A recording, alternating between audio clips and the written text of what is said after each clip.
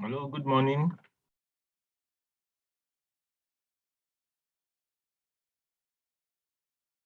Good morning, sir. Yes, good morning. I hope you enjoyed yesterday's class. Yes, I did. Okay. So we'll have our second speaker coming up next week also. So like some of those questions you were asking me concerning processing and all that, I think you can ask Mrs. Titilayo too. Or is it Titilope? She'll be able to give Okay, answers to them. okay. She does something like that. I can private chat her then, right? Yes, you can send a message. Okay, I will do. Thank you.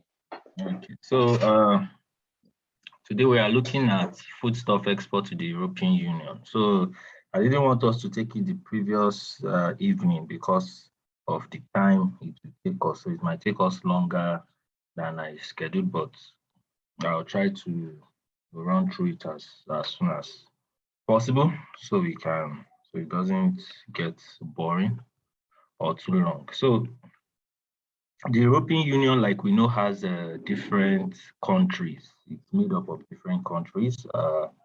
It's an international organization comprising of 27 countries. So if you can break into the European market, if you can start exporting into Europe, you understand that it's easy to actually scale your product, or should I say expand your market in Europe, because once you're able to sell in one part, it's just easy. Maybe you have to drive into the country beside you, or maybe you can even drive to other countries to make deliveries if there's large orders and all that. Then it's easy to hire an agent in Europe, a logistics agent, to help you with your logistics. Like maybe you have 5 countries that are sharing borders, and your agent is the one distributing your product in those countries. So once it's cleared, you just drive into those countries, and uh, do his job of distributing the product. So that's what gives Europe an edge, because it's as a union, they have a rule, they have their own regulation as a union, just like what Africa is trying to do. Is trying to do with what is called AFTA, which is the African Continental Free Trade Agreement. So they are trying to create an easy way to trade, among African nations, among African countries, intra-African trade. But Europe has perfected it, over there. That so it's very easy to trade for countries in the EU to trade among themselves.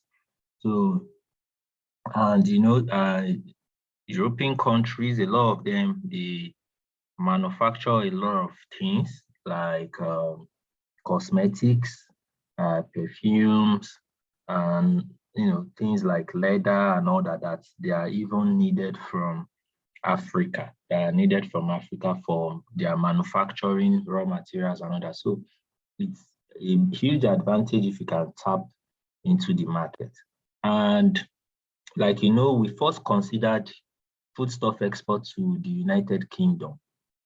United Kingdom used to be part of European Union before, but right now, United Kingdom has left European Union. So that was why we treated United Kingdom separately. So don't mix them up. EU is different from the UK. So EU now is trying to set up their own laws differently, which we considered in our previous class. So we'll be looking at European Union for this class. So the European Union is founded by Germany, France, Italy, Netherlands, Belgium, and Luxembourg. So these are the 6 countries that came together to start what is called the European Union. So now the European Union, more countries have joined, and there are now about 27. There's Austria, there's Belgium, there's Bulgaria, there's Croatia, Republic of Cyprus, Czech, Denmark, Estonia, in all these countries. So if you look at the list of all these countries, for instance, now, there is no country here that we can say that, oh, there is no Nigerian, that Nigerian doesn't live here. So I don't actually see anyone there. So all the countries that are here have Nigerians living there, So, and if you now look at it as an EU, the number of Nigerians that are in EU are a lot, there are a lot. So when you even compare them with the US and with other, like Canada, Australia, and other countries, you see that the number here is a lot. So if we can serve the Nigerians around here, it's a huge untapped, averagely tapped market. It's not like it has never been tapped. So there's a huge market for you. But the issue is that the EU is stringent about, bringing in things into their countries.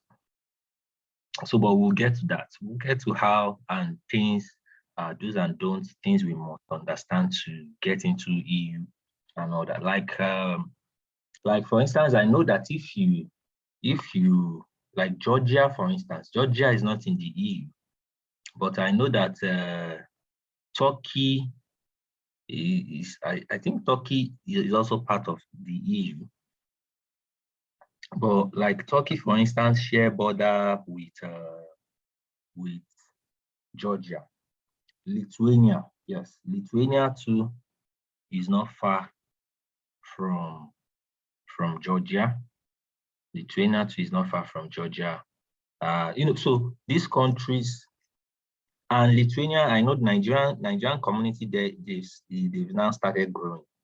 They started growing. I think they are still like maybe less than 8,000 or about 1,000. Even in Georgia, the Nigerians there should be around maybe 2,000 or 3,000. In Estonia, because of technology, tech startups and all that. So a lot of Nigerians are going to Estonia now. Like let me just count 1, 2. I have about 5 friends in Estonia currently.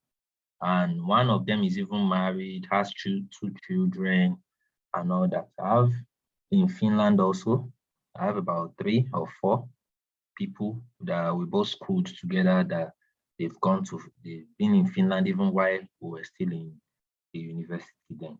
So in France, France is even, I'm trying to look at some, like Latvia. This Latvia, I don't really know how many Nigerians are around there. Malta, Cyprus, there are Nigerians there. Poland, Netherlands, Spain, Sweden, there are Nigerians there. So if you look at it, what is it going to take us to just target one country? Let's say Germany, for instance. Germany has a lot of Nigerians. So let's use Germany like our centerpiece. So Germany, for instance, let's say if you can break into the German market, it will be easy for you to break into all the other markets, because that means if the requirement of Germany, if your product meets it, then it will meet all the countries in the EU. That's the advantage of exporting to the EU. So it's easy to just get a food distributor or to sign a contract with a supply chain company in the EU, maybe in one of the countries in the EU. So the supply chain country will just help you to distribute your product to every countries, that they have food in the EU. That's huge market.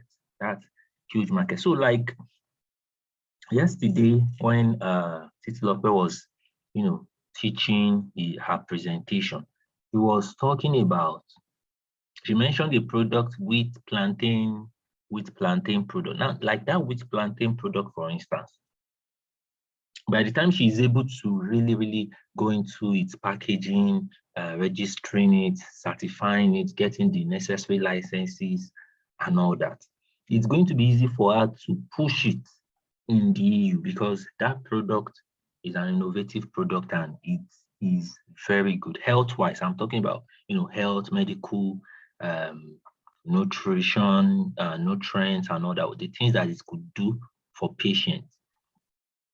So I was really happy because she really brought up all these local products and how you can do. So a product like that is not something you see everywhere. So it's something that if you can send out product samples, you can do a very good sampling and people accept it and you get the necessary, licenses, and it was able to break into one, like Germany, for instance. Then a supermarket started selling it in Germany. From just that one supermarket, maybe the demand became high and all that, and they are buying more.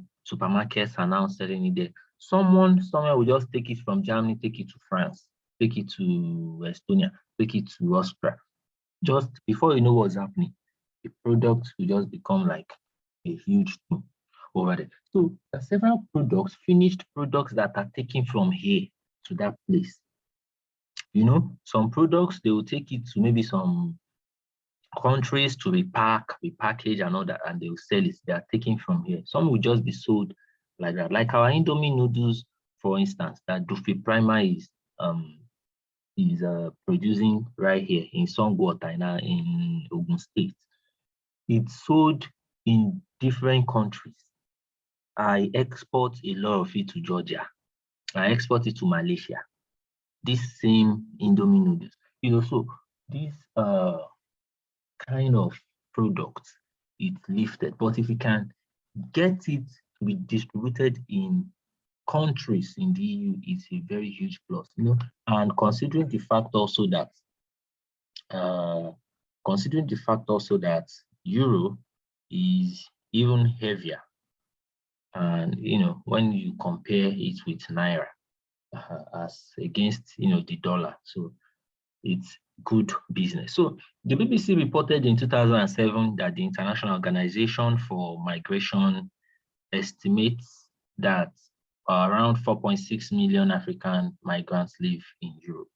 About 4.6 million, but that the Migration Policy Institute estimates that between 7 and 8 million illegal migrants from Africa live in the EU. This figure was 2007 figure. So it's something that you can easily relate with. You can get the source and the research. So if you look at 2007 to now, of course, it would have even more than doubled. But if you look at the next statement, according to Wikipedia, there are roughly 9.6 million Black people in Europe. So if North Africans who are of Arab ancestry were to be included, this estimate would nearly double to 22 million. So more than 1 million sub-Saharan Africans are settled in Europe between 2010 and 2017.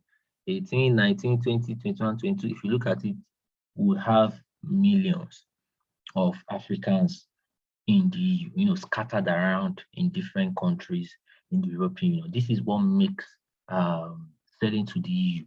This is what makes it interesting, because the EU is not just one country, just like Africa, for instance. So what is making tech startups in Africa, for instance, to be able to raise the kind of financing, the kind of money they are raising in the tech space, is because they sell Africa. They don't sell Nigeria. They don't sell Kenya. They don't sell Ghana. They don't sell their individual countries to investors. They sell the continent. And when you look at the continent, it's huge. So it's just like the EU, So when you are targeting the EU, you are not just targeting Germany alone. You are not just targeting Austria, Lithuania, Cyprus. You are not just targeting these European countries one by one. No, you are targeting the whole union, all the countries in that union, on that continent. So it's a huge market. It's a huge market if you can get your product across there. So the ethnic facts, if you look at France alone, according to the research done in 2019, in France has 3.115 million Africans. And you have a lot of them in Paris, in Lyon, Toulouse, Bordeaux, Marcel, Nance, Lily, and Montpellier. Now I'm very sure of Paris because okay, yes, the speaker that will be speaking next week, there was a time she got this list from Paris. It was a lot. I mean, it was a huge list that if anyone here gets that kind of list, it's a lot of money. So why am I saying it's a lot of money? The man that sent the list, the man wanted to start his own African store. The man wanted to start his own African store. So that was what happened. So the list the man sent will be like, it will be like almost 15 pages.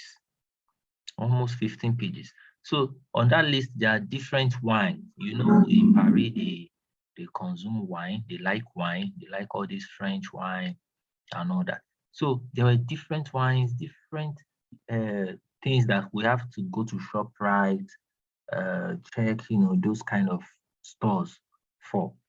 So now these countries, like those wine, you know, one thing about companies in developed countries, when they are producing their products and they want to send it to Africa, they send either the one that the quality is lower, or maybe they send the one that they know that, okay, because we are sending it to Africa, this is the money we are using to produce. So there can be an incentive.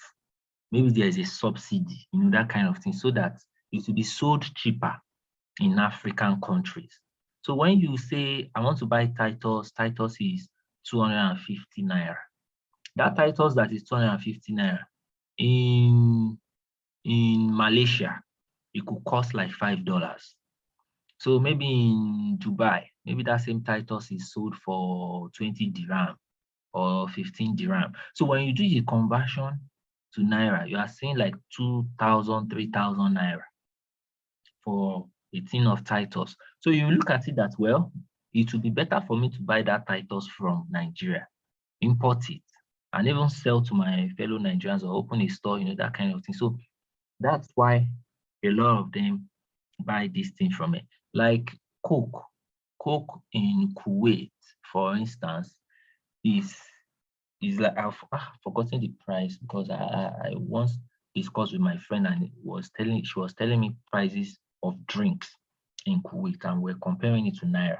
So if you look at all these things, even the cost of purchase here in Nigeria, packing it, sending it there, then the logistics rate and all that, if you do all the calculation, divide this by what you sent, you will now realize that buying it in Nigeria is even better.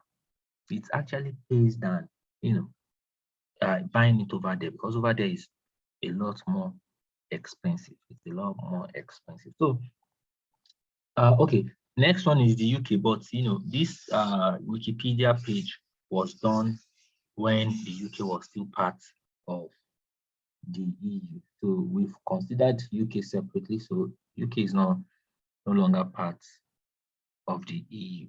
So if you look at Italy, Italy has over 1 million, according to this 2018 report, over 1 million Black people of African descent are in Italy. In Spain to have over 1 million. Germany has 1 million. This is even 2020, so it's recent. But in 2021, at least I have 3 friends that traveled to Germany, that they now live in Germany. That was last year. They were supposed to travel during the COVID.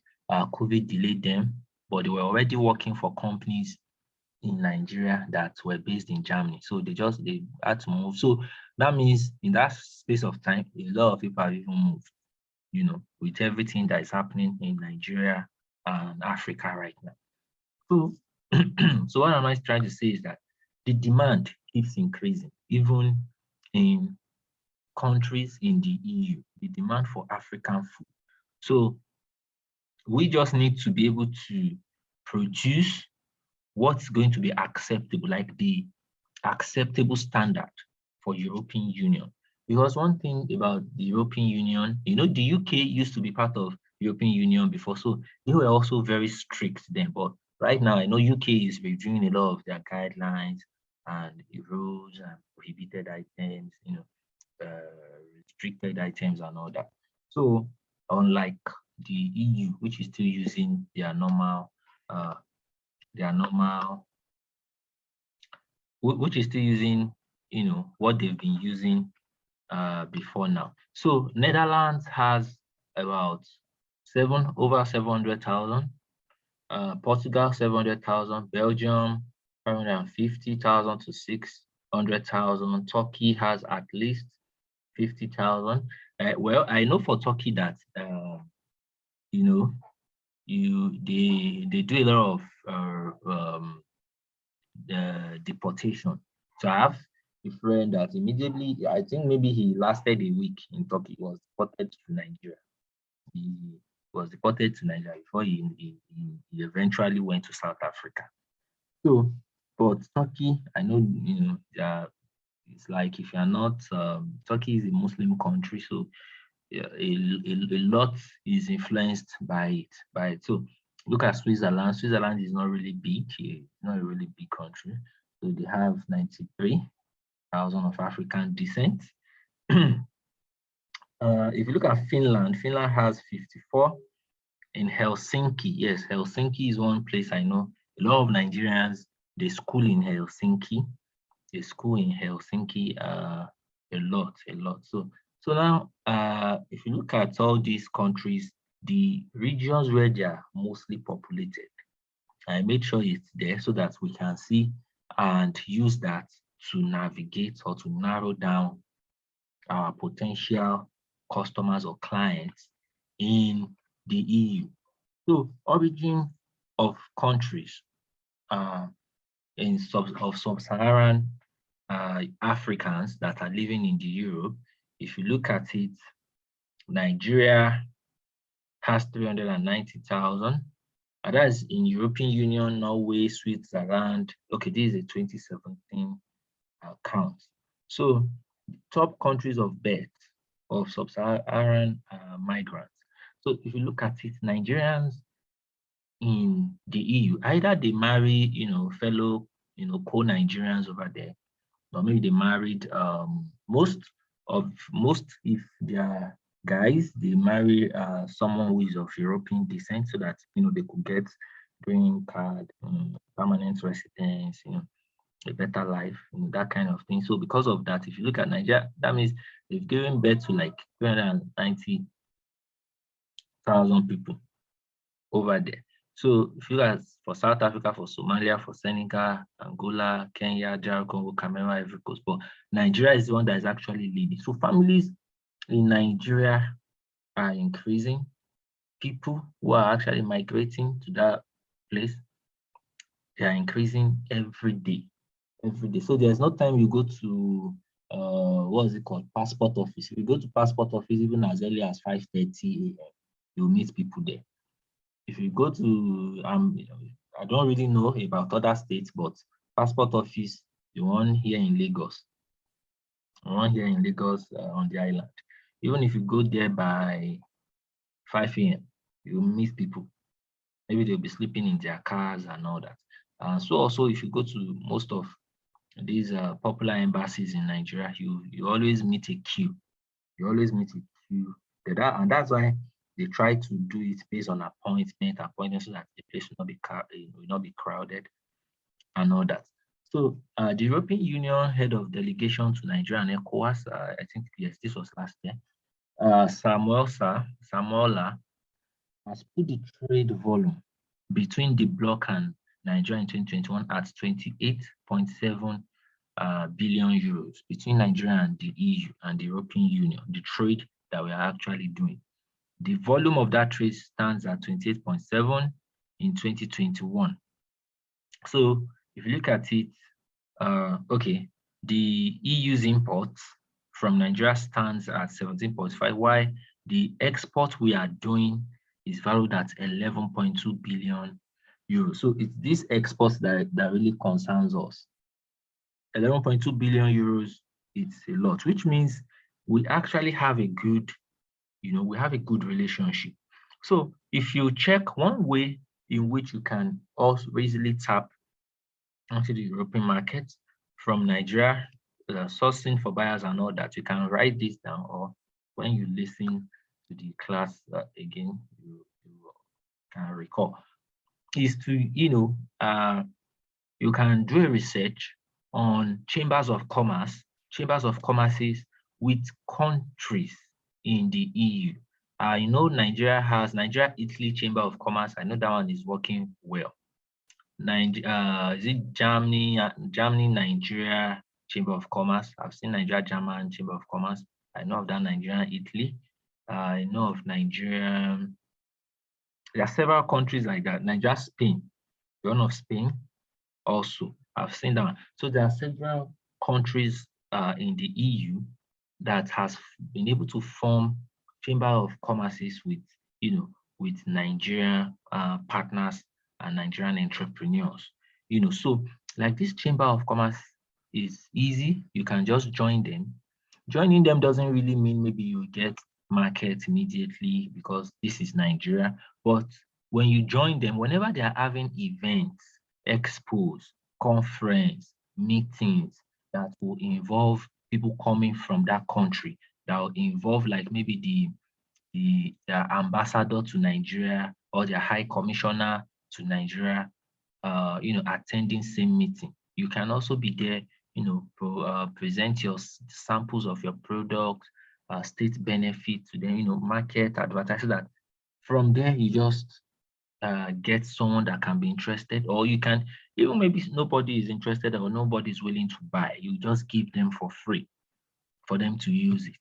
So it's now when they've used it and can see that, oh, this thing is good, they can buy more, and not just buy more, but also to refer you to customers. So the biggest thing about all these Chamber of Commerces, like America, Nigeria, we have the UK, Nigeria, Canada, Nigeria, Australia, all these organizations, trade unions, the advantage of joining them is really about the referral and the recommendations that you can get. So those network, it gives you lots and lots of referrals that you can get from them, and that is what you don't want to play with, you don't want to joke with. So it's very, very important. So European Union imports from Nigeria. This is what the EU have been buying from us, for a lot of years now. But for this is just like statistics of last year, of the year 2021. So we have mineral fuels, oil distillation, that's like $19 billion. That's actually a lot. So, but that's not what we are looking at is what actually has to do with food, agricultural commodities, produce that we can process easily and send it. Cocoa and cocoa preparations, they go to the Europe for that's like $604 million. Okay, we have pale precious stone metal coins. There's residues, wastes of food industry, animal food, that's $85 million. If you look at these residues, so there's a lot of, like cow masun, cow horns, even cow dungs, the dried cow dungs, all these wastes are also exported. They are used some are used for animal feed, some are used for fertilizers in the processing and packaging of fertilizers. That's how they use them. Some are used to feed their poultry. They'll convert it, they'll use it and change it to pellets. So which also sells over there. We have rawhide and skin. There's fish, crustacean, mollusks, aquatic invertebrate. This is one thing that we need to look at. Up to how much? That's $59 million. So if you are a good visitor to a fish market, maybe you are living on the island, the people who are catching this fish and all that, you can talk to them, look into the market and how it's done and now how you can actually benefit from it. So if you look at it very well, so now for this fish, mollusks and all that, you are, because countries in the EU, they're also like a little bit far from here. So let's say you are shipping through containers, for instance, you can't ship them fresh, you can only ship them dried, maybe oven dried and not smoke, sun, but you can ship them dry because you've been able to add one or more value to the product. So you just now have to make them understand the processing that you have put into it or that you have put in place. Okay, there's rubber, oil seed, grain, seed, fruits, lead, machinery, wood. Wood also is part of it. There's copper, there's coffee and spices. So you have spices there, which means if you look at for foodstuff producers, we've spoken about fish, we've spoken about seed. Yes, because this seed is not the seed they want to plant. It's not the seed they are planting, it's seed that that can be consumed over there, that can be processed into something that they can eat. Then we have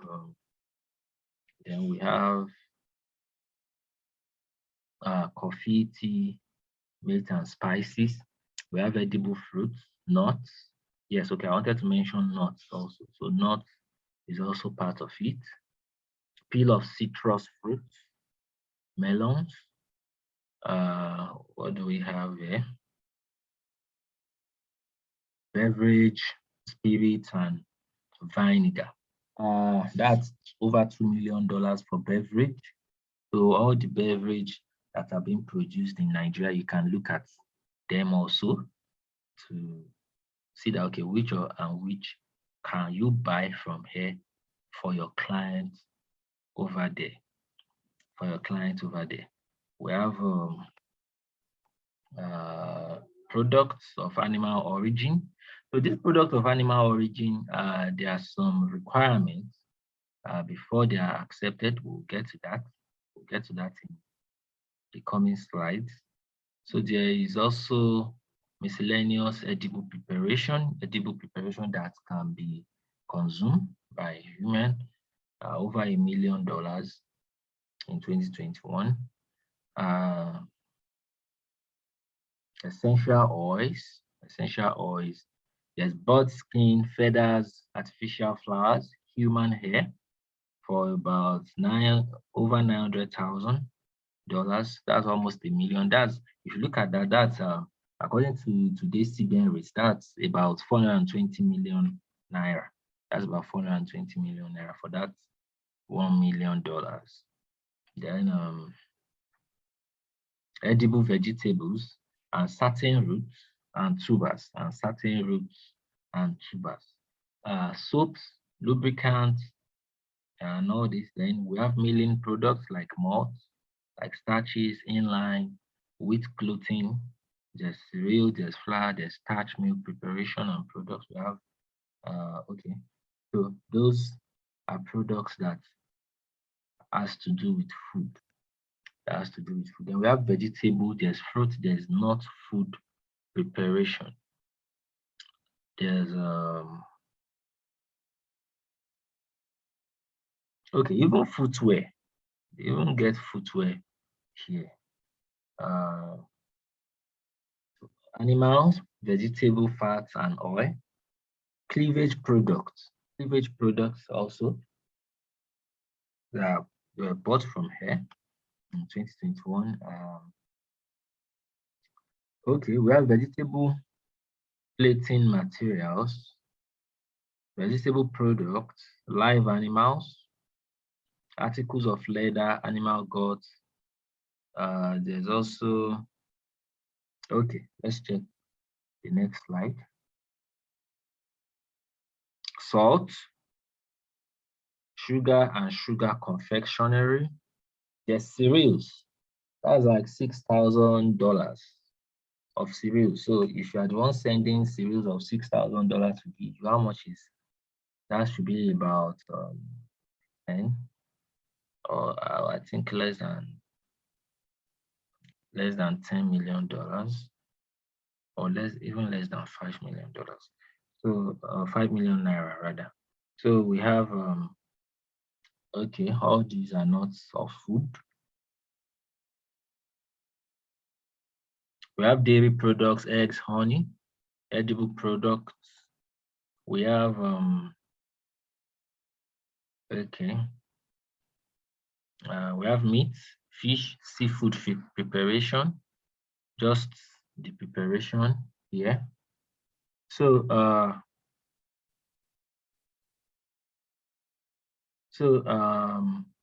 please just note your question. When we are done with the class, then you put it out, then I'll answer all the questions together. Okay, so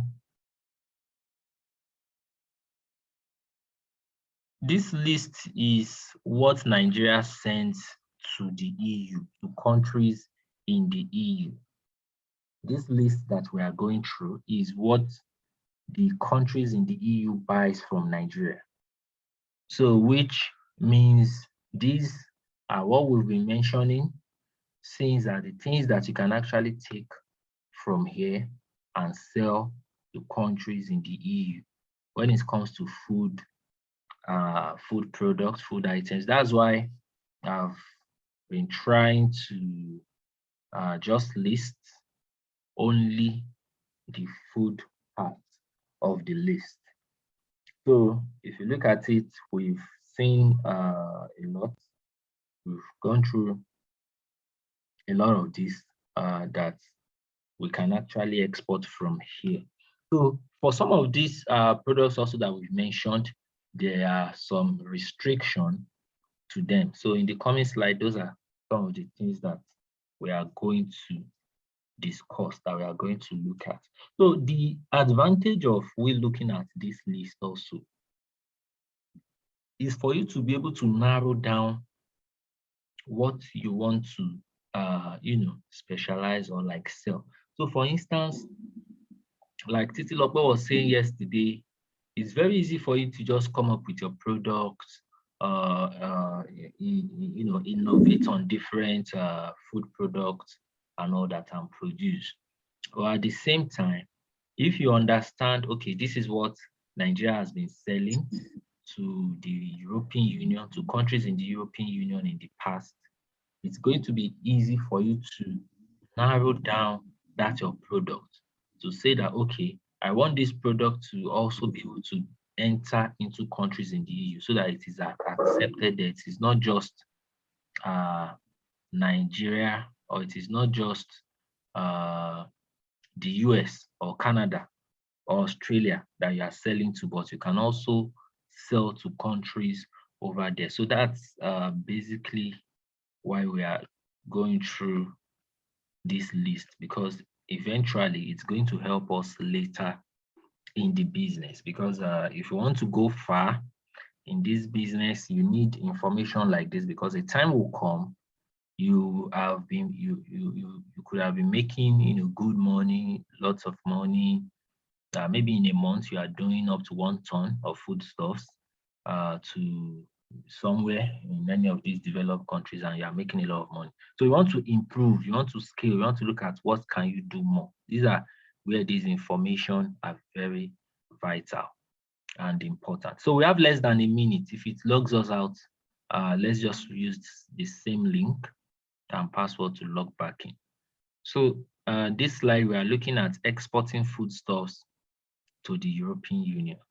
So controls carried out on food and food contact materials imports include, so we are going to look through this. So when your consignment or your cargo or whatever you are sending, when it gets to the European Union, any